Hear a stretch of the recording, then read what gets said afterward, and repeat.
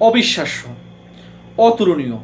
Cape Verde যে ধরনের football খেলছে এবারের বিশ্বকাপে, উরুগুয়ের বিপক্ষে তার ম্যাচটা দেখার পর এই ম্যাচের কি কোনো বর্ণনা করা যায়? আফ্রিকা অঞ্চলের ছোট একটি দ্বীপরাষ্ট্র, জনসংখ্যা মাত্র 5 লাখ, 2026 বিশ্বকাপে প্রথমবারের মতো খেলতে এসেছে এবং যে চমকটা তারা দেখিয়েছে পুরো ফুটবল ভক্তদের মন জয় করেছে। স্পেনের বিপক্ষে প্রথম ম্যাচে যে দুর্দান্ত ফুটবলটা তারা খেলেছে, স্পেন বিশ্বের অন্যতম শক্তিশালী দল, 2010 আসরের চ্যাম্পিয়ন, তাদেরকে রুখে দিয়েছে গোল শূন্যতে। এবং দ্বিতীয় ম্যাচে দক্ষিণ আমেরিকার অন্যতম পরাশক্তি উরুগুয়ের বিপক্ষেও তারা ড্র করেছে। এবং এই ম্যাচে যে দুর্দান্ত ফুটবলটা তারা খেলেছে সেটা আসলে অবিস্মরণীয়। ম্যাচের শুরুতেই উরুগুয়ের বিপক্ষে তারা 21 মিনিটেই তারা লেনিনির গোলে এগিয়ে যায় এবং 44 মিনিটে উরুগুয়ের আরাজুয়ের গোলে সমতায় ফিরে উরুগুয়ে।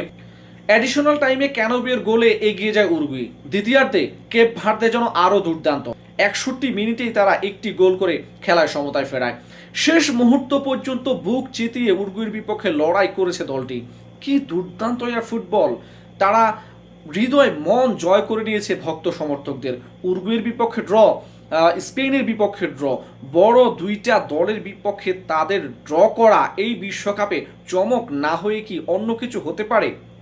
বিশ্বকাপে এমন দুর্দান্ত পারফরমেন্স এবারে বিশ্বকাপে অন্তত আর অন্য কোনো দলের কাছ থেকে খুব একটা দেখা যায় নাই। সেলুট কেপ ভার্দের পুরো ফুটবল দলটাকে দুর্দান্ত ফুটবল উপহার দেওয়ার জন্য।